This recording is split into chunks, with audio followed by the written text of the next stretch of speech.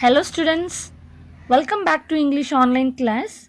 Today we will discuss part 2 of Discovering Tut the Saga Continues by Anne Williams. In this lesson, we have discussed that the British archaeologist Howard Carter had found Tut's tomb in 1922 and he tried to separate the mummy from the tomb. But the problem was that the resins acted like cemented there and he cannot separate it. So he was trying different ways to separate it. And finally, in the last class, we discussed that he tried to keep the mummy under the hot sun so that the resins will melt away and he could separate it.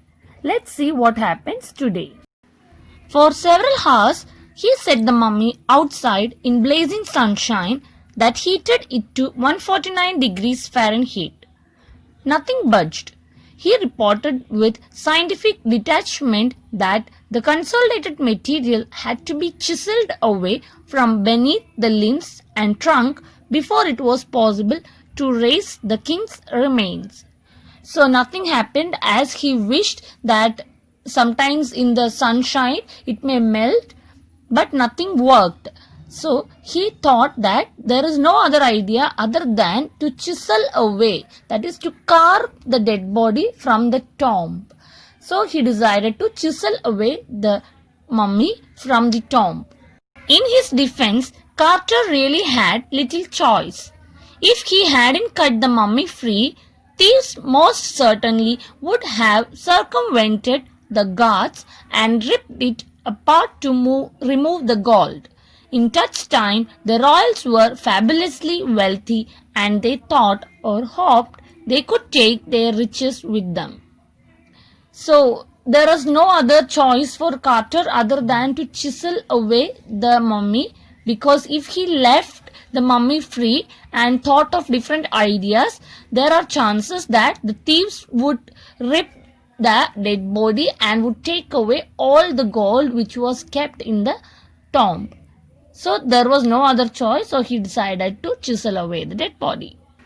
For his journey to the great beyond, King Tut was lavished with glittering goods, precious collars, inlaid necklaces and bracelets, rings, amulets, a ceremonial apron, sandals, sheaths for his fingers and toes, and the now iconic inner coffin and mask, all of pure gold. So when Tut's mummy was buried in the tomb, along with the dead body, there were several ornaments also attached in the tomb. Some of them were precious collars and necklaces, bracelets, rings, amulets. All these glittering ornaments were made of only pure gold. To separate Tut from his adornments, Carter's men removed the mummy's head and severed nearly every major joint. Once they had finished, they reassembled the remains on a layer of sand in a wooden box with padding that concealed the damage, the bed where Tut now rests. So, to separate the ornaments from the mummy, first Carter's men had removed the mummy's head and also all the joints. Part by part his body was taken away from the tomb since it was attached to the tomb. Then after their studies, after examining the dead body, again they have reassembled all these parts back and kept it in a layer of sand so that it will be hidden. The damage what they have made will not be seen. Archaeology has changed substantially in the intervening decades, focusing less on treasure and more on the fascinating details of life and intriguing mysteries of death. It also uses more sophisticated tools, including medical technology. So, archaeology means the study of human past. So later when the technology has developed, archaeology, the study has improved a lot and people had started to give due importance to the human past rather than the ornaments or the precious things that we find. Moreover, in medical technology, many new techniques and tools were developed to find out the mystery behind the death. In 1968, more than 40 years after Carter's discovery, an anatomy professor x-rayed the mummy and revealed a startling fact. Beneath the resin that cakes his chest, his breastbone and front ribs are missing. So in 1968, more than 40 years after Carter's discovery, another anatomy professor has x-rayed the mummy and he found a fact that the breastbone and the front ribs are missing. So this was found by the anatomy professor when he had done the x-ray. Today, diagnostic imaging can be done with computed tomography or CT, by which hundreds of X-rays in cross-section are put together like slices of bread to create a three-dimensional virtual body. So now technology has improved and we can do the CT scan with hundreds of X-ray images like in the cross section. How exactly a human body lies, we will get the exact image nowadays as the technology developed. What more would a CT scan reveal of that than the X-ray? And could it answer two of the big questions still lingering about him? How did he die and how old was he at the time of his death? So, whether a CT scan could answer all those mystery rather than the touched dead body? And the two important questions that were still to resolve were, the first one was how his death had happened, and the second one, how old was he exactly at the time of his death. King Tut's demise was a big event even by royal standards. He was the last of his family's line and his funeral was the death rattle of a dynasty. So his death was considered as a very big event because he was the last heir in their dynasty. But the particulars of his passing away and its aftermath are unclear. Amenhotep III, Tut's father or grandfather, was a powerful pharaoh who ruled for almost 4 decades at the height of the 18th dynasty's golden age.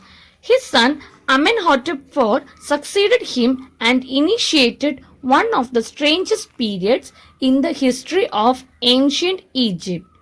So the particulars regarding his death was unclear. So now let's look at the dynasty's history for a while. Amenhotep III, it is not clear whether Amenhotep III is Tut's father or grandfather.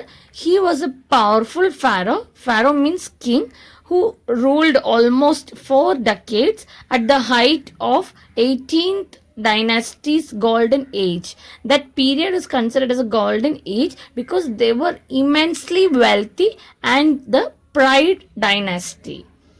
Later, his son Amenhotep IV had succeeded him and he became the king. And when he ruled the dynasty, it is considered as one of the strangest period in the history. The new pharaoh promoted the worship of the Aten. The sun disk changed his name to Akhenaten or servant of the Aten and moved the religious capital from the old city of Thebes to the new city of Akhetaten, known now as Amarna. He further shocked the country by attacking Amun, a major god, smashing his images and closing his temples. So why this period was considered as a strange period? Now let's know the reason. This new pharaoh has promoted the worship of Aten. Aten means the sun god and he had changed his name to Akhenaten. Akhenaten means the servant of the Aten, means the sun god. And also he changed their religious capital city from the old city of Thebes to the new city of Akhetaten.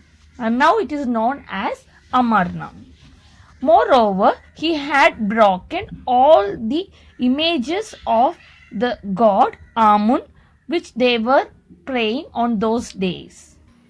It must have been a horrific time, said Ray Johnson, director of the University of Chicago's Research Center in Luxor, the site of ancient Thebes.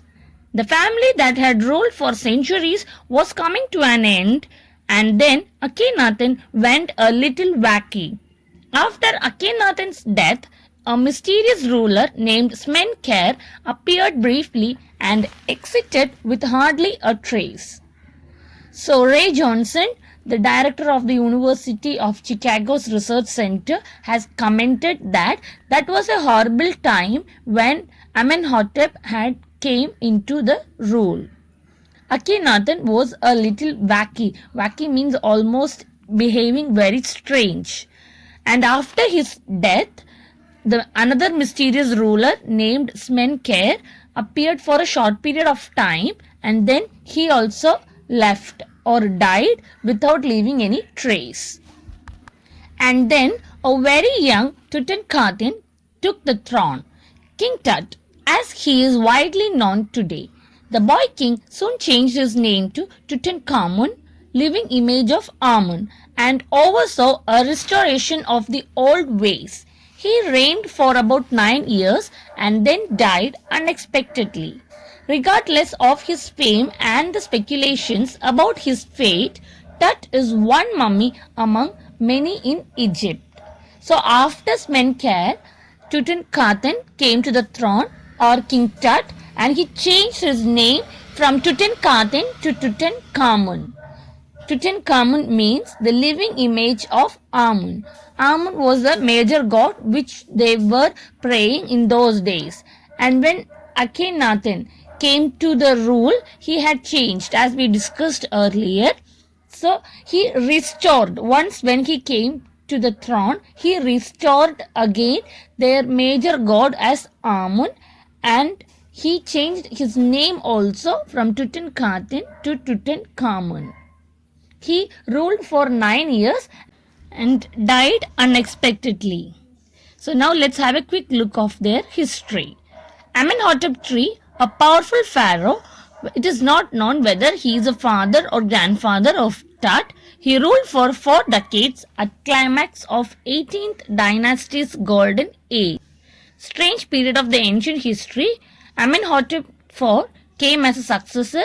He was a worshipper of Aten, the sun disk. Name also he had changed to Akhenaten.